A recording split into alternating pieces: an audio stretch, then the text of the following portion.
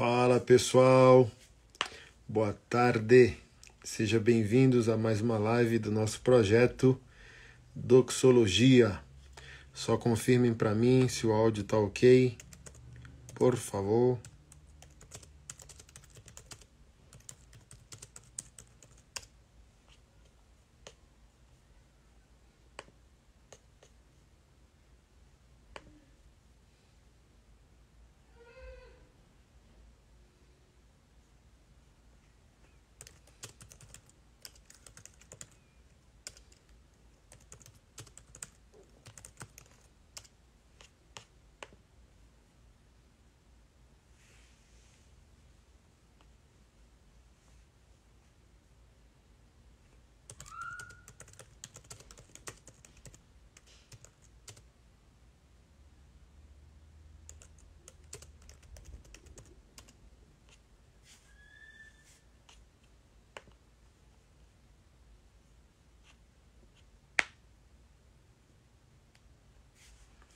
Beleza, áudio ok. E hoje, na live de hoje, a gente vai tratar sobre evangelização, mais especificamente evangelização urbana e como Deus pode ser glorificado na evangelização. Antes de chamar o convidado de hoje, nosso brother Tiagão, eu quero fazer a indicação de 2 livros para vocês lerem sobre o assunto: Doxologia, Evangelização e Missões. John Piper é o autor dos 2 livros, é um teólogo, pastor norte-americano vivo, e é esse velhinho que falou quase seu ministério inteiro sobre hedonismo cristão. O que isso significa? Uma alegria absoluta em Deus, um deleite em Deus, um deleite na glória e na majestade do Senhor. E quando ele fala de evangelização e missões, aí que o velhinho é tomado de uma alegria santa, eterna, espiritual. Um livro pequeno, dá para ler em um dia, chamado Evangelização e Missões, de John Piper. E um livro maior, você vai ler em umas 2 semanas, Alegrem-se os Povos. E nesses 2 livros ele aborda algo que, cara, me impactou muito na época, me escandalizou inicialmente, né? Porque eu não entendia o raciocínio, até eu entender biblicamente e teologicamente o que ele queria dizer. Por isso a importância de nós estudarmos a Bíblia e uma teologia saudável. Olha só o que ele fala, quando ele vai falar de missões e evangelização. Missões e evangelização não são eternas. Adoração o é. Missões e evangelização só existem porque Deus não é adorado como deveria. Então, parafraseando, obviamente, ele, o objetivo das evangelizações e das missões é a glória do Senhor. Não é sobre o perdido, é sobre o louvor que se dá a Deus. Porque nada é eterno. Então, olha só, quando ele vai falar sobre isso, na perspectiva do hedonismo cristão, o alvo da evangelização e das missões não é o perdido. O foco não é o perdido. Por isso que a gente enche igrejas. Sabe? É por isso que quando a gente faz apelo, a gente fala para o pecador aceitar Jesus. Mas quando a gente vai falar sobre a glória de Deus, é o oposto. É Deus aceitando, convertendo e perdoando o pecador. É outra perspectiva. É Deus que tem que ser louvado enquanto pregamos as boas novas, e não o pecador achando que ele é o centro do universo e que ele está fazendo um favor a Deus a se converter. Olha que loucura. É por isso que nós somos insípidos, grandes como igreja, porém pequenos na nossa profundidade de adoração e na nossa relevância pública.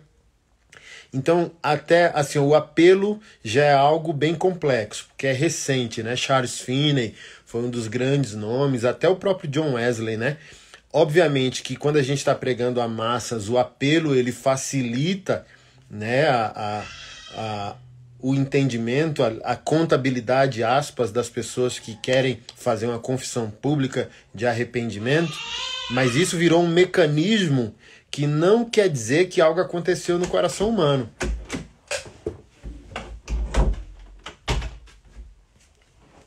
O apelo banalizou. Eu já vi 10 apelos e a mesma pessoa indo, né, aceitar Jesus ali. E tá errado, né?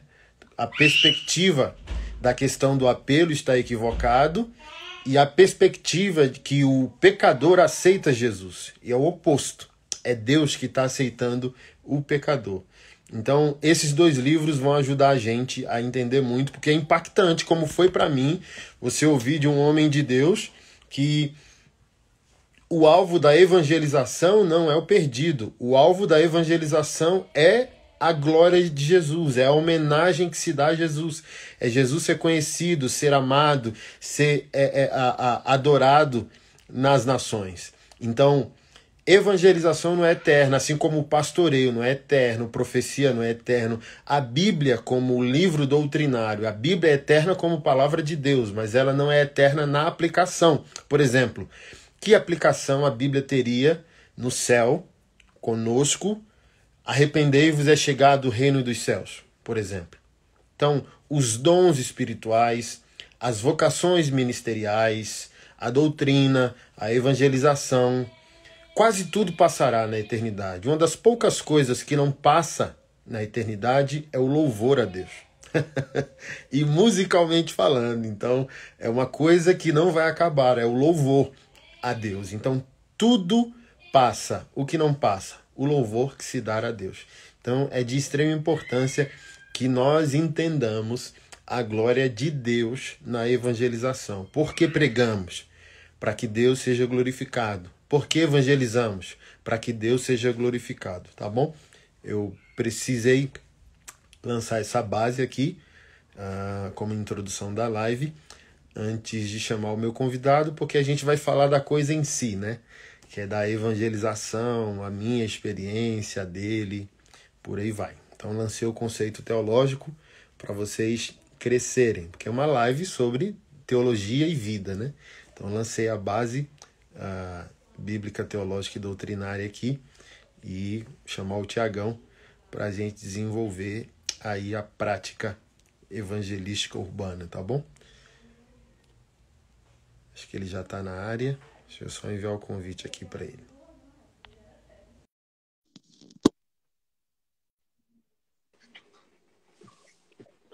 Fala, mano! E aí, pastor, na paz? Como é que você tá, irmão? Bem, melhor agora aí com vocês aí. Quanto tempo, hein? Você vê, né? Mas tem uma frase meio batida que quem tá indo pro mesmo caminho, uma hora se encontra, né? É. Tem o quê? Uns 3 anos que a gente se viu a última vez? Foi no aeroporto lá, foi acho que em 2018, né? Faz uns 4 anos. Caramba, faz tempo, hein, irmão? Deus Uma tem sido bom. alegria estar aqui com você. Para mim é um Amém. privilégio. Amém.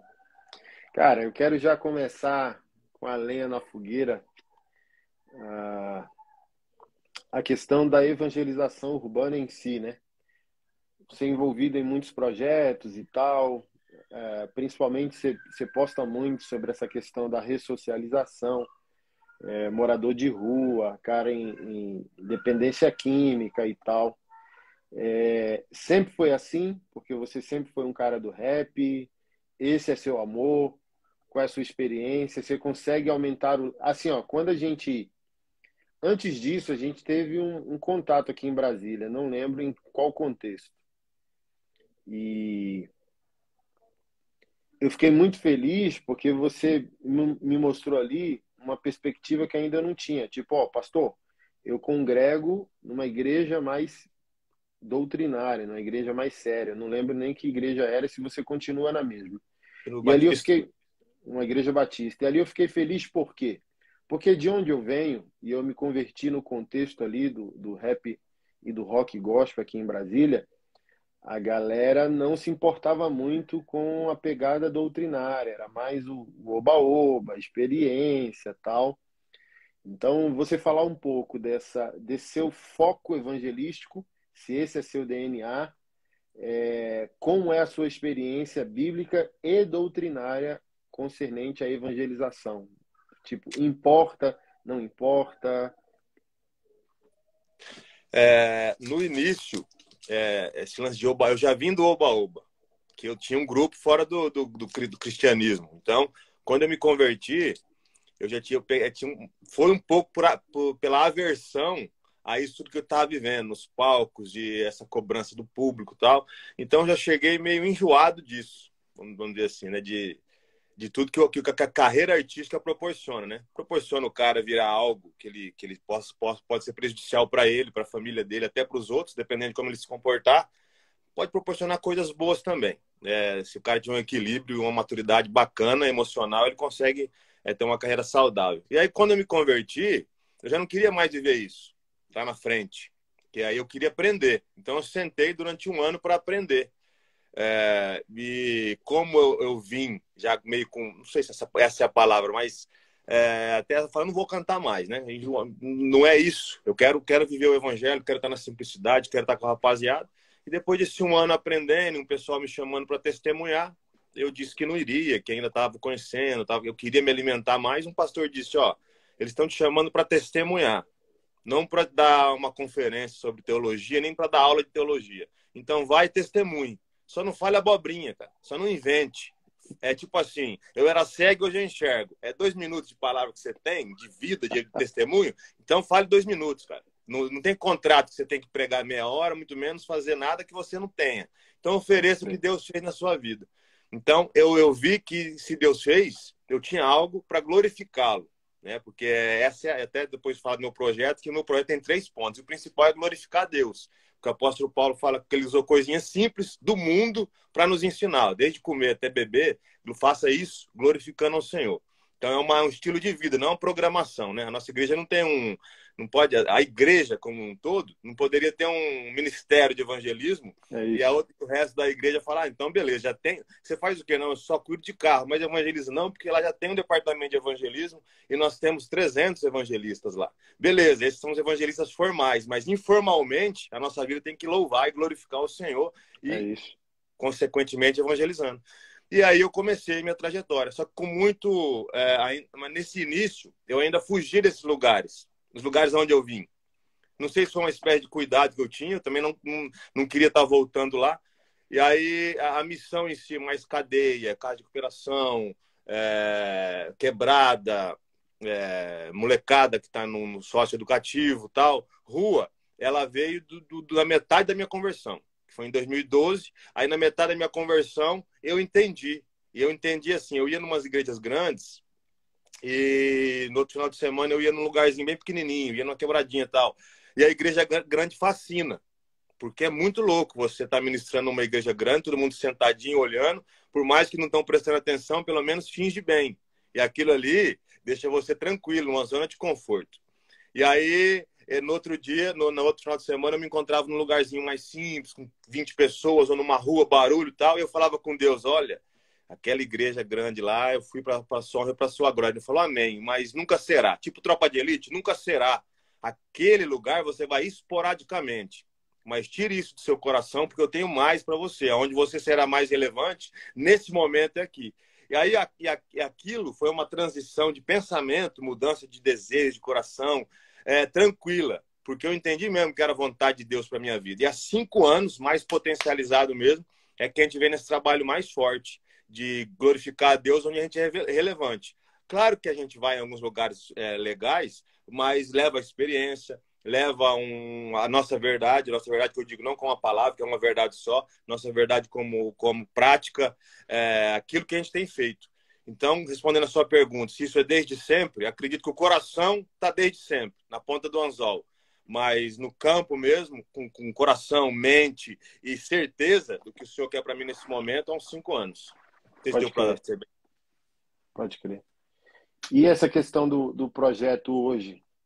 Como ele está sendo executado? Tem base ou não? É freestyle? Coração em rua? A gente tem o quê? 5 pessoas hoje. E hoje, as 5 pessoas, eu sou uma delas, eu e mais 4. E claro que tem as pessoas que vêm, né? Um final de semana precisamos de 30, 20. Sempre tem gente se oferecendo a participar numa programação que precisa de entrega ou algo maior. Nós cinco, nós tomamos conta do que entra e do que sai. Nós sabemos, né? Não tomamos conta. Nós sabemos. Hoje nós temos um valor X, beleza. Os cinco sabem do valor. Estamos agora com um estatuto, criando ali algumas coisas para tomar até cuidados, onde um monitor, por exemplo, numa ação para criança, não pode sair sozinho com uma criança. A gente coloca tudo isso num papel, porque o Senhor disse, não para a gente fugir do mal, mas da aparência do mal. E hoje isso é a aparência do mal. Temos um lugar hoje onde a gente guarda o pouco que a gente tem, porque assim, a gente já tem os lugares de distribuição, e isso vai evitar que a gente... No início agora a gente ia alugar, no início do ano um lugar. O Senhor me deu uma visão assim, bíblica, né? Na Bíblia. Eu lendo ali, ele falou, e aquela história do maná diário, o nosso projeto ainda é pequeno, não precisa nesse momento estocar nada. Entrou, sai diariamente, porque o Senhor vai providenciar. Nós não temos uma obrigação de cumprir 1.000 cestas básicas mensais. Então, é um desejo no coração, quanto mais a gente puder abençoar, não é uma obrigação, onde eu tenho o dever de apresentar 1.000 cestas. Então, o Senhor sabe o que a gente precisa. Seguindo George Miller, converso muito com o Senhor e quase nada com homens a respeito disso. E homens têm nos procurado já. E é um projeto que já aqui, pelo menos na região, já tem uma base sólida. Aí compramos uma Kombi, o empresário ligou, o que precisa para arrumar essa Kombi? Ele se dispôs a fazer tudo que precisa, ela está lá na funilaria, fazendo tudo. Então, as pessoas têm procurado, visto seriedade. Então, é uma das coisas que eu procuro dizer, que a gente mostra na internet, vejo que o senhor mostra. Muita gente não mostra porque não tem o que mostrar. Essa é a grande realidade. E falar que eu faço sem mostrar é muito conveniente, porque quando eu faço sem mostrar, eu não preciso nem fazer. É só falar que faço. Né? É conveniente pra caramba. E terceiro, as pessoas que se apegam num versículo da Bíblia, que a mão direita faz, a esquerda não precisa saber, eles não leram mais nada, apenas esse versículo. Eles estão lendo isso porque alguém se propôs a escrever, ou seja, alguém se propôs a mostrar. Então, por si só, a Bíblia já mostra algumas coisas, né? Fala sobre assuntos e deixa isso bem colocado. Jesus se preocupa muito com isso. Tanto que ele abriu a escritura uma vez só na Bíblia, e a única vez que ele abriu, ele falou para a gente se preocupar com o pobre, com o preso, missão. Social, inclusive. Não esquecer desse pessoal. E aí, a gente mostra por 3 pontos. O primeiro é para a glória de Deus.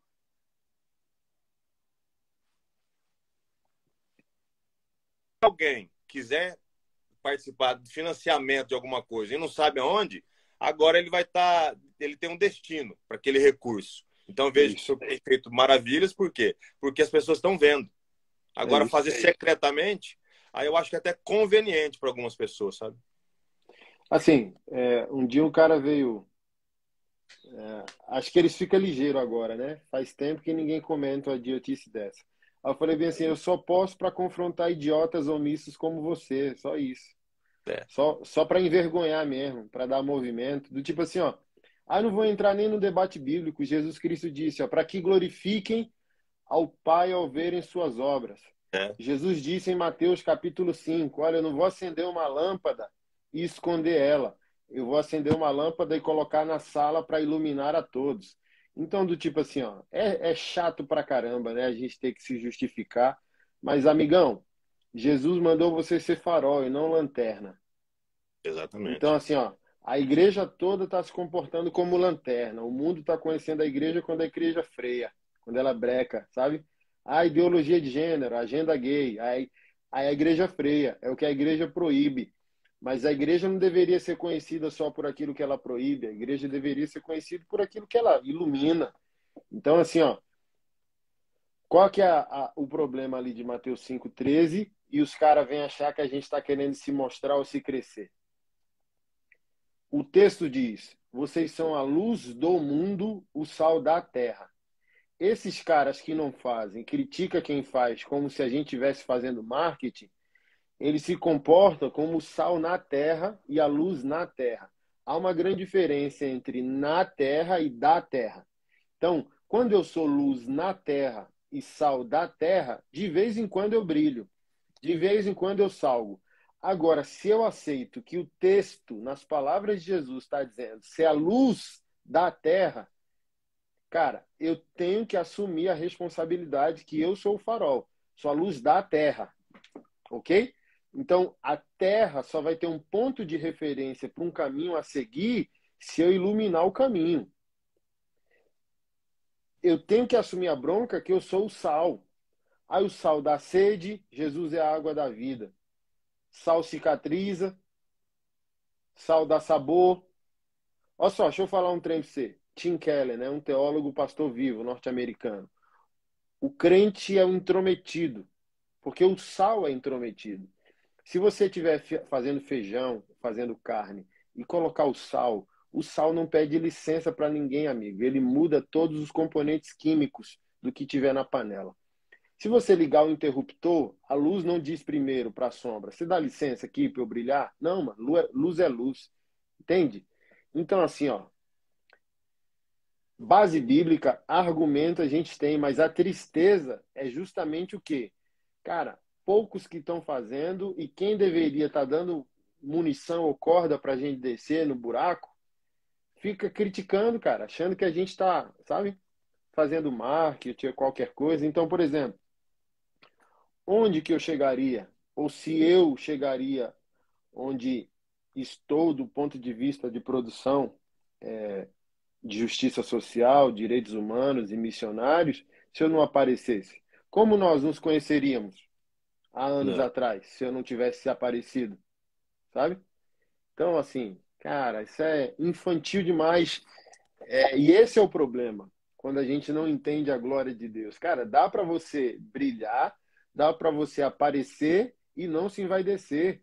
Se você entendeu o que é a glória de Deus. Então, quando a É. gente, quando a gente aparece com os números do que a gente está produzindo, um coração bem resolvido é um coração que entende que Jesus está sendo louvado. Não é que a gente quer o louvor dos homens, sabe?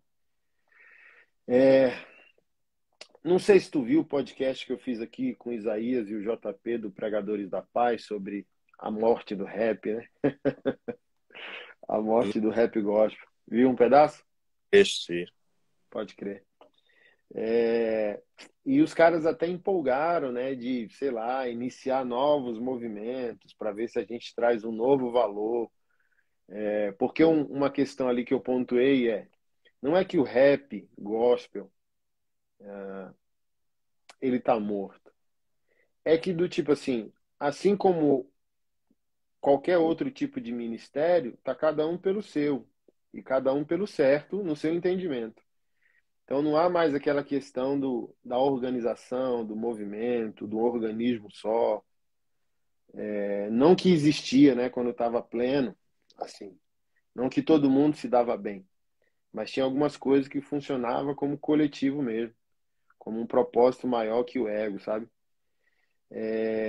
O que tu acha sobre isso? É cada um por si, no seu entendimento de ministério? Dá para caminhar junto? Dá para, sei lá, sonhar com novos movimentos de unidade? Assim como tem unidade de pastor, unidade de igreja, dá para sonhar com uma possibilidade de unificar forças e trazer um novo impacto? Por que eu digo isso? Até na questão do aprendizado teológico. Vou falar sobre isso aqui no final da live. Eu acho que os caras do rap, eles tinham que se aprofundar muito mais no estudo, sabe? E eu falo por mim, assim, como um cara tribal, né? Fiz rap por um curto período de tempo, uns 3 anos só. Não me aprofundei porque não era a fonte do meu prazer. A fonte do meu prazer era o chamado pastoral e tal. Mas eu só consegui destoar todos os pastores tatuados. Vou dar um exemplo que existiam na minha época, quando eu era só uma ovelha de igreja, um discípulo. Cara, ficaram para trás porque não se aprofundaram na palavra, no estudo e por aí vai. Então, para mim é emocionante saber que um pastor tribal que, cara, sem o ministério que eu tenho, na análise social e até policial, só seria mais um vagabundo, sabe?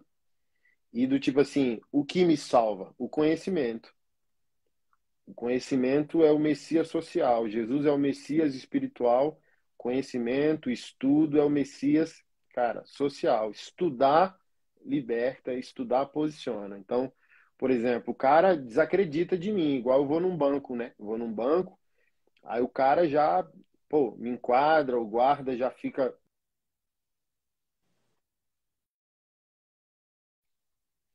enche a boca com o orgulho maior do mundo. Sou pastor. Cara, e faça cara de mal, assim, esperando as mais variadas reações, do tipo assim, ó, sou um pastor. Então, assim, ó, se a tua experiência com um pastor é que tu conheceu só cara ruim, vagabundo, estelionatário, tomador de grana, sou um pastor. Talvez na perspectiva social, na embalagem errada, né? Mas sou um pastor. Então, eu só vejo a possibilidade de triunfo público mesmo por meio do conhecimento, do estudo. Imagina, os caras do rap gospel.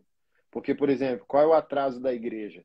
Os caras sempre acham que ser, buscar o espiritual vai trazer triunfo em todas as áreas. Não, tem o seu lugar.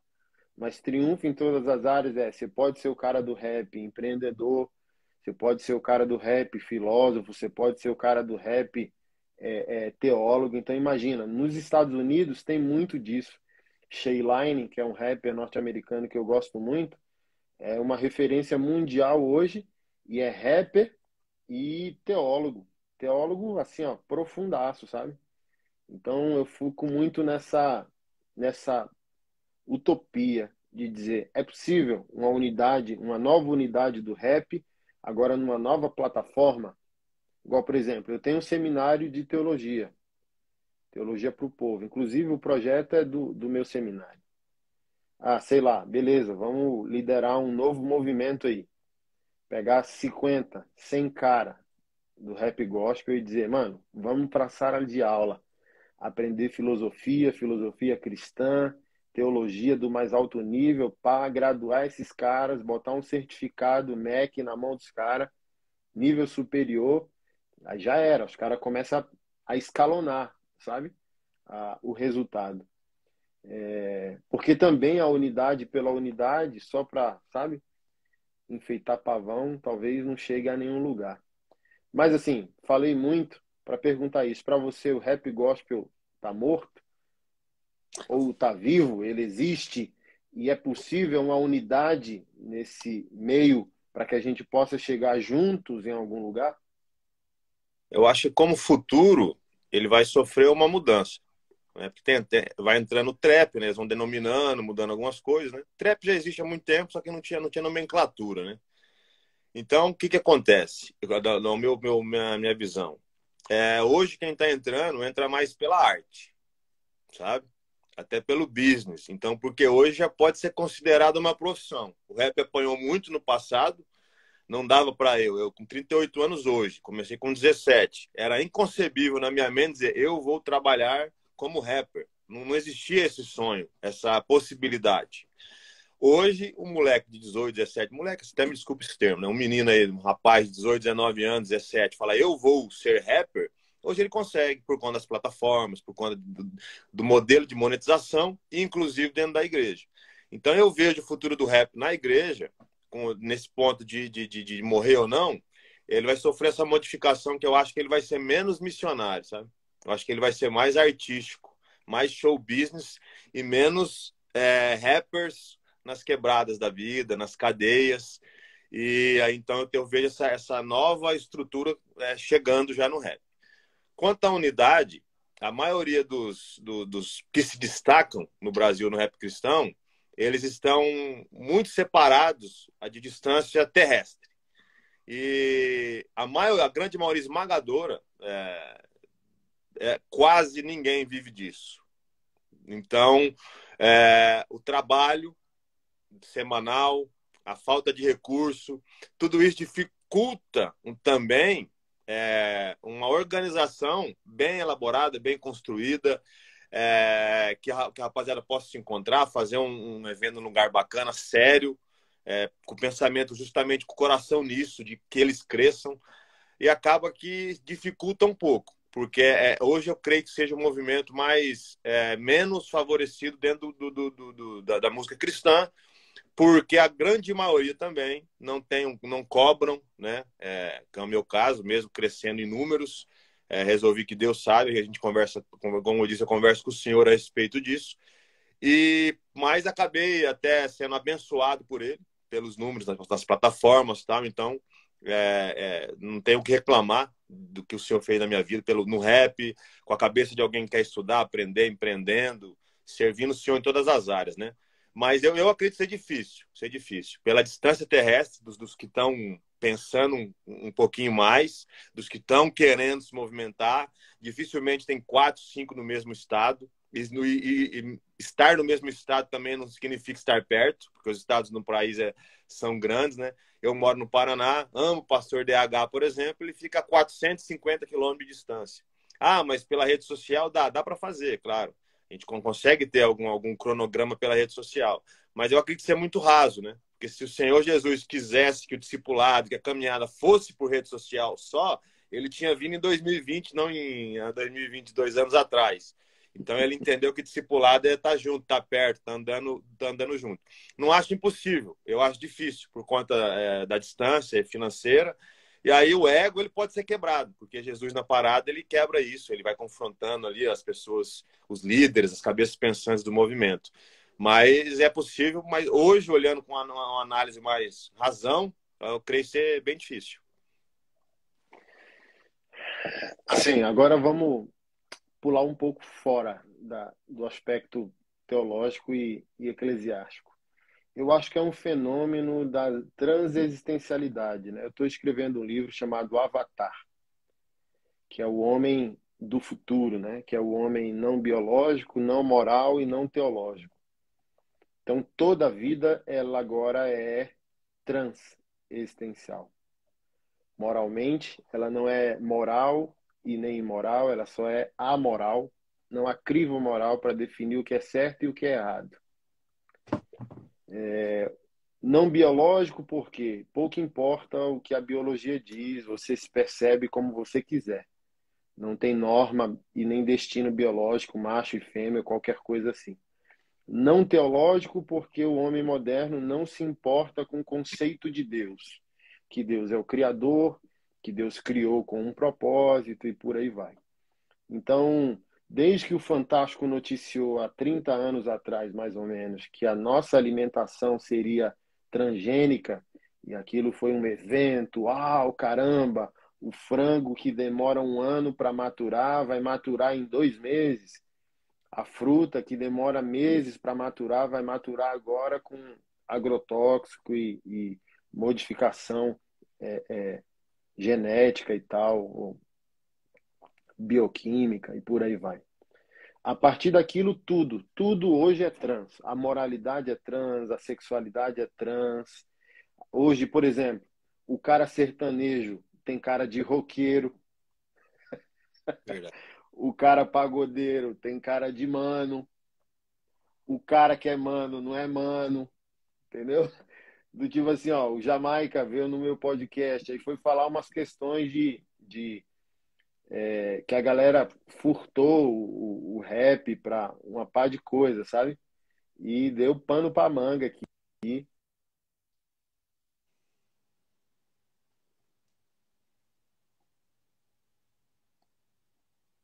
É assim que eu me refiro. Então, todas as coisas, Tiagão, estão morrendo aos poucos. Todas. Inclusive a própria igreja como instituição. Assim, ó, pastor teimoso não entendeu o looping. E o looping agora o mundo cabe no smartphone. Então, porque o mundo cabe no smartphone, a gurizada que congrega na igreja não está mais refém do que a gente estava quando converteu. O pastor falasse que eu ia morrer, do tipo assim, a gente tinha um medo danado de peitar pastor, porque tocar no ungido do Senhor, você morre no outro dia, sei lá. E hoje a gurizada sabe que não morre coisa nenhuma, que é conversa do pastor, entendeu? E assim, ó, o moleque chega na igreja no domingo com 10 pregação que ouviu na semana. Porque a igreja também, ela tá dentro, se reduziu a um clique. Então, Se a gente não perceber essa mutação de todos os valores, de todas as instituições, do tipo assim, ó, os hoje tem policial com braço fechado de tatuagem, já vi policial com o pescoço tatuado. Então, o que é isso? Isso é transexistencialidade. O que é, visivelmente, não é de maneira fundamental. Nem tudo que reluz é ouro. Então, tudo vai entrar em desuso, tudo vai ser aniquilado, tudo vai ser relativizado. E o que eu acredito? Que quem ama alguma coisa tem que fazer a luta necessária para sua manutenção. Então, assim, ó, quando você foi falando, pô, difícil, possível, sei lá, o ego e tal, não sei o quê. Por exemplo, para algo que é caro, sei lá, a igreja é cara, teologia é cara, quem vai agir para proteger esse valor? Então, tipo assim, ó, o rap, eu citei o Irã, aí ele falou, né, Irã Boaz, colava com o Tati lá do pregador mais louco que era Eclesiastes. Esses caras lançaram a base moral da minha fé, irmão. Então, tipo assim, ó, se hoje acham que eu sou um pastor xarope, porque sou sério demais, pô, esse pastor Anderson aí é sério demais, hein, irmão? O cara é bravo, hein, não sei o quê. Não é que é bravo, não é que é sério demais, não é que é xarope. Eu ouvi a coisa certa.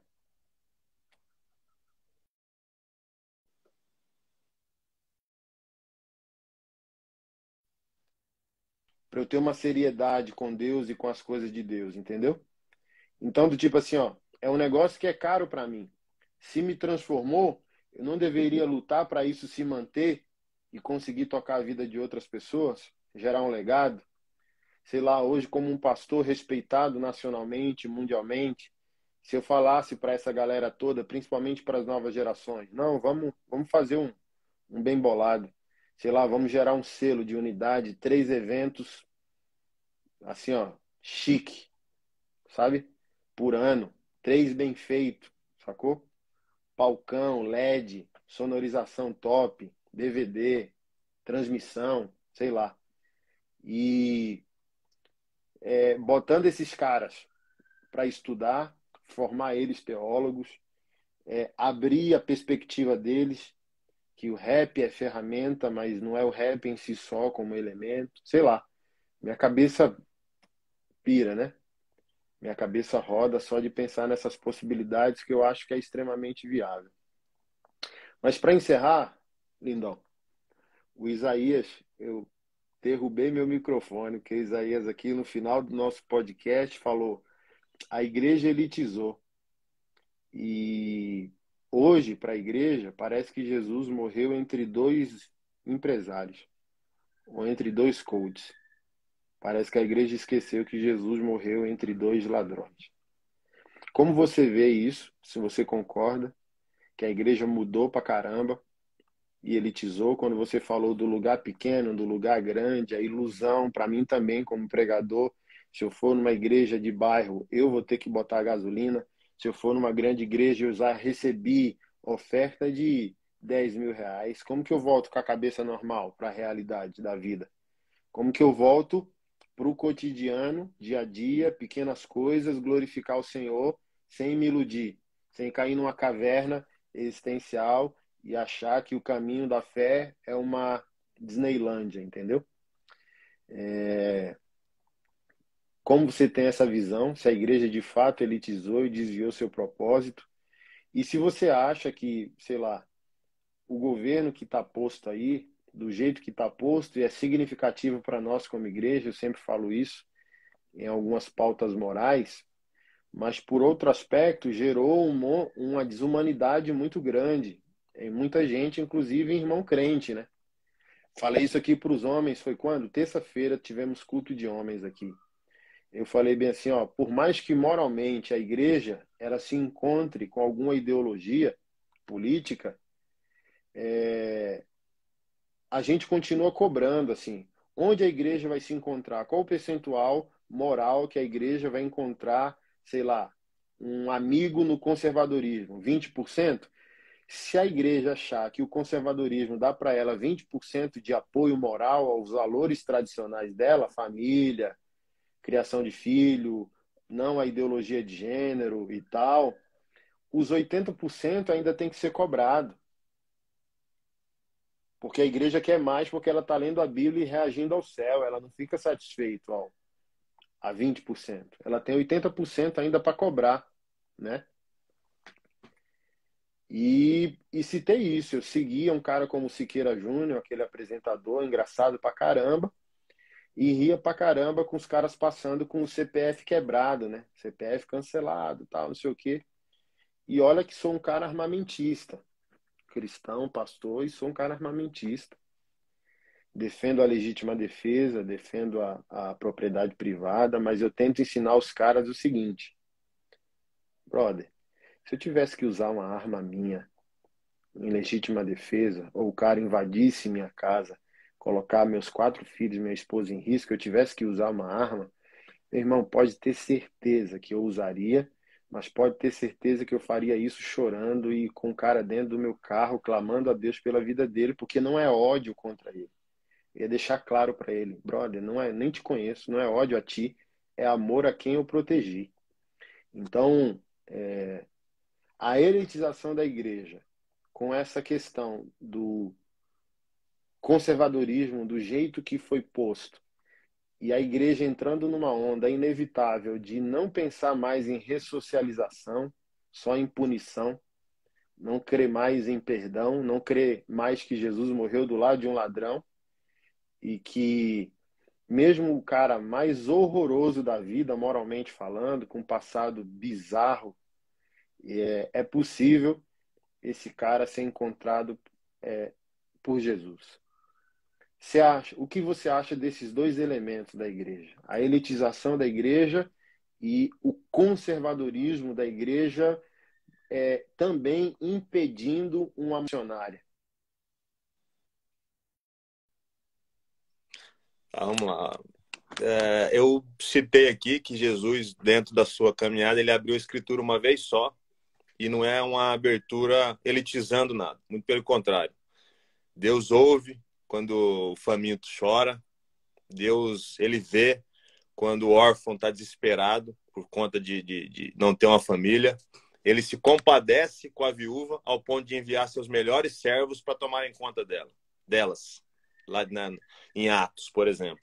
Então, a igreja que se elitiza e esquece da causa social, ela está esquecendo o cerne bíblico, vamos dizer assim. Teve uma experiência que um seminarista lá em Illinois fez, junto com os colegas, que eles foram tirando da Bíblia tudo que se referia a amor, compaixão, pobreza, auxílio, e sobrou só um estilhaço de livro lá. Ou seja, tirou o cerne do livro, da Bíblia. E então, se você tira a causa social da Bíblia, você mata o evangelho também, inclusive porque sobrou pedaço e pedaço, sem contexto, sem lógica nenhuma. Eu, biblicamente, poderia falar: bem-aventurado que tem sede de justiça. Hoje, infelizmente, grande parte de nós tem sede de vingança, cara. Eita. Sabe? Como que eu vou dizer bandido bom é bandido morto e casar isso com Mateus 5? Como o senhor diz, você está entendendo? Uhum. Você ia atirar no rapaz que entrasse na sua casa se você estivesse lá. Mas você não ia na delegacia, arrancar ele da delegacia e linchar ele em praça pública se você não estivesse lá. Isso. Eu dei o exemplo, sabe do quê? Do próprio estuprador. Tipo assim, ó, a sociedade lincha o cara, mata o cara, mas vingança não é justiça, cara. Não. Mesmo o cara sendo um estuprador, ele tem que ser entregue à polícia, brother. Exatamente. Então, ficou, o pessoal tá assim, um discurso de polarização, né? Não conseguiu achar um equilíbrio, então pegaram pedaços de algumas coisas que ouviram e trouxeram para eles como uma verdade. Então, bandido bom é bandido morto, a cadeia não recupera ninguém, mas isso eu concordo completamente. Mas Jesus transforma ainda dentro da cadeia, cara. E quando eu chego lá para trocar ideia, eu falo: ó, como é que Jesus pode fazer com você aí dentro? Hoje, um preso, ele está lá agonizando, vivendo nos martírios dele, e a família mandando carta: força aí, meu filho, força aí, marido, força pai, força amigo. O Senhor é tão poderoso que ele fez um preso mandar força para quem estava na rua. Era o apóstolo Paulo. Força aí na rua, rapaziada. Aguenta aí na rua, rapaziada. Ó, fica firme aí que o Senhor está conosco. Poxa vida, se o Senhor fez lá atrás, com um preso, injusto, claro, ele estava fortalecendo quem estava na rua, eu acredito que ele vai fazer aqui ainda. Mas eu não sou bobo, eu não sou menino, eu sei que nem todos querem. Eu sei que nem todos vão. Mas o Senhor já me avisou isso, que o amor esfriaria e está esfriando cada vez mais. Tanto que um pai jogou 2 filhos agora do 8º andar e nem virou notícia. Aqui, há 10 anos atrás, eu sei o nome do Nardone, da menina, sei que foi no 6º andar. Por quê? O mal, a gente foi se acostumando tanto com o mal, que hoje já passa despercebido coisas mais terríveis do que aconteceram 10 anos atrás. Então, a gente foi se acostumando com isso, foi trazendo para o nosso cotidiano, inclusive cristão. E aí, consequentemente, a gente vai se afastar da periferia. Eu quero um bêbado na minha igreja, mas não quando ele está no beco lá, fundado na cachaça, mas quando ele já estiver saindo. Porque eu não quero ele sentado no primeiro banco lá, dando trabalho para o pastor. Então, eu vou querer um bêbado já num processo. Não vou querer pegar ele e fazer todo o processo.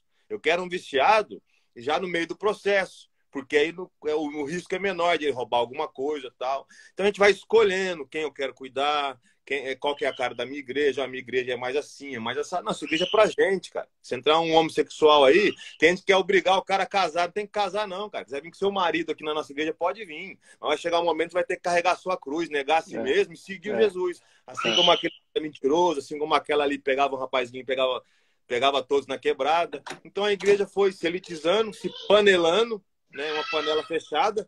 A panelinha não é ruim. Quando tá com a tampa aberta, pode entrar e pode sair. Ó, a porta aberta, quer sair, tá liberado.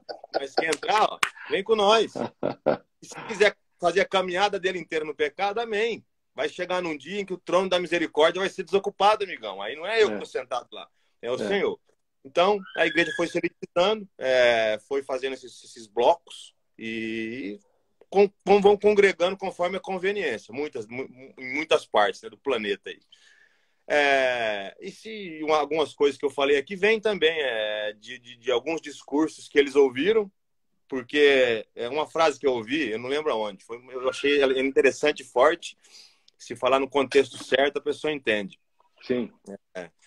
Como a gente não gritou, não grita, não glorifica, não louva como estilo de vida Cristo, aí a gente vai encontrar em homens a salvação para aquilo que homens destruíram. Por quê? Porque eu não louvo a Cristo, não louvo a Cristo, não tenho nele a confiança que eu deveria ter. Então, aquilo que o homem destruiu, na cabeça de quem não glorifica, não louva e não crê no Senhor, só outro homem pode construir de volta. Ou outro homem, ou outros homens, né, podem trazer de volta. Então, a igreja pecou em abandonar algumas causas, terceirizar o cuidado. Agora estamos terceirizando muita coisa que era nossa responsabilidade como corpo, e aí não fizemos, ou fizemos de forma equivocada, e aí dependemos agora desesperadamente de homens que façam leis para tampar alguns buracos aonde nós mesmos deixamos. Quando eu digo nós, acredito que toda a história aí, né? Não apenas agora. Mas a gente nós não fomos sabendo tratar algumas causas, e hoje a nossa fé já não está mais em Cristo. Então a gente ergue a mão gritando outras coisas. E não só Cristo. Claro que eu não tô tirando a responsabilidade humana do papel humano, como de um presidente, de um governador, de um prefeito, de um vereador, ou de um presidente de bairro, ou minha mesmo, que não sou nada aqui na vila. Não estou tirando nossa responsabilidade como ser humano. Mas nós depositamos sempre em alguém que recebe para isso. Por quê? Porque eu fui tirando sempre o meu da reta. Eu fui sempre omisso, né? Sempre omisso. Então, eu dependo que alguém ganhe ou alguém esteja lá para fazer.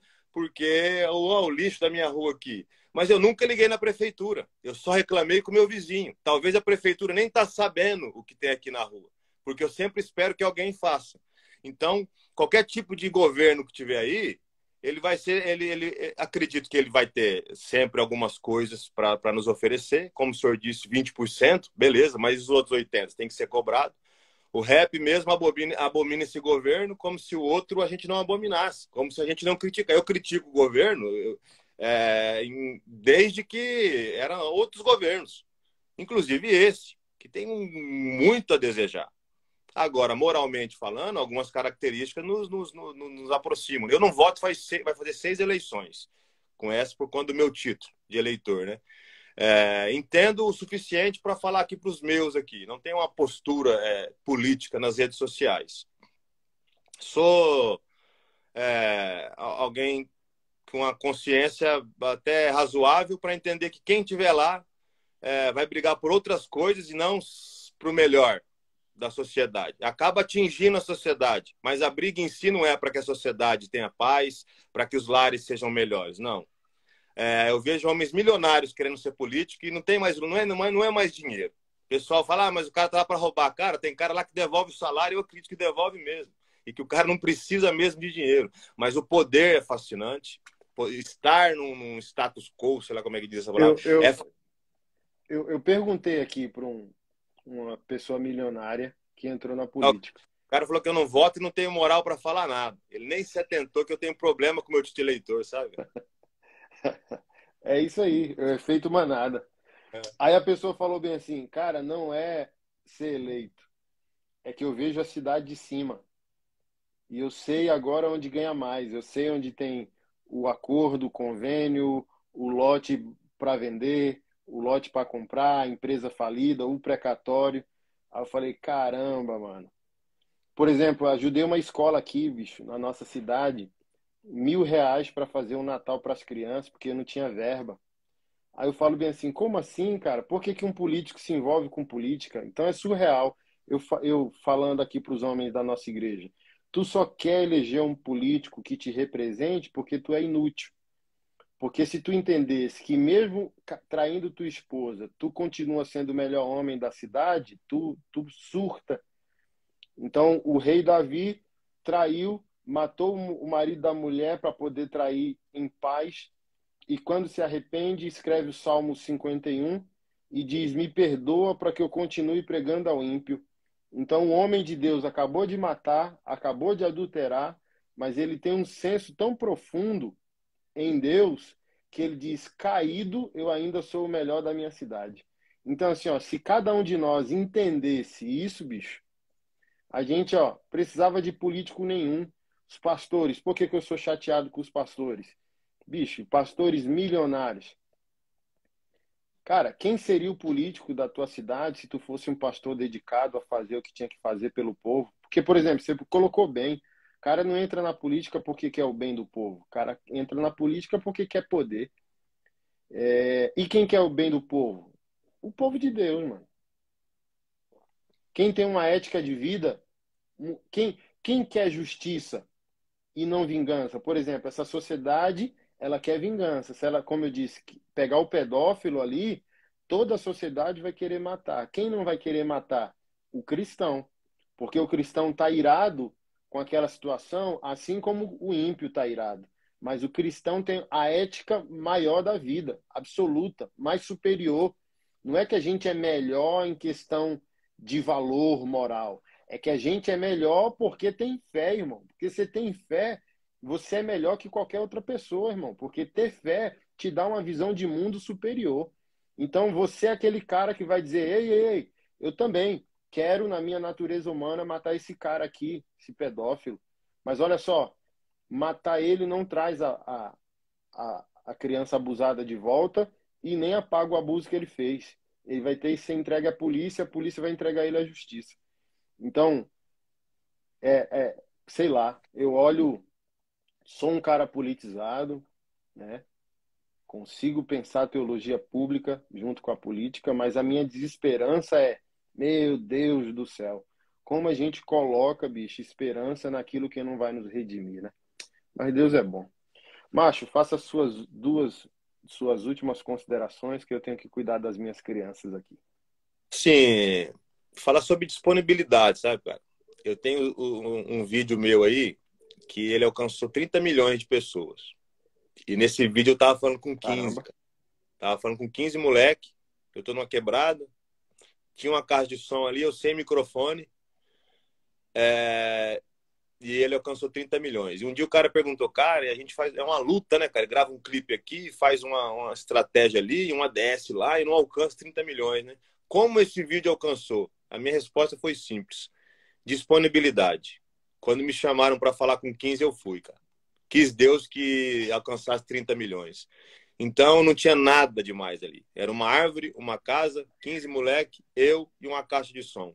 Isso é extremamente para mostrar que a glória de Deus não depende de artifícios, não depende das nossas estratégias, das nossas pirotecnias, mas depende da nossa disponibilidade. Então, enquanto eu estiver disponível, de alguma maneira eu vou estar glorificando a Deus. No açougue que eu trabalho, na farmácia, com sorriso no rosto, sendo o melhor farmacêutico que eu posso ser, na oficina, não enganando o meu cliente. Então, esteja disposto a servir o Senhor. Para 15, para um cliente, para 5 mil, uma cruzada, uma marcha para Jesus, aonde for. A sua vida e a minha vida, a gente foi criado para fazer de Deus o centro e não o homem o centro. Então, esteja disponível a glorificar o Senhor. Glória a Deus. Irmãozão, eu respeito, minha gratidão por esse tempo aqui. Amém. Acredito que trouxe muita edificação aos nossos irmãos aí, tá? Um Tamo junto. abraço, a gente se vê em breve. Amém. Valeu, irmãozão.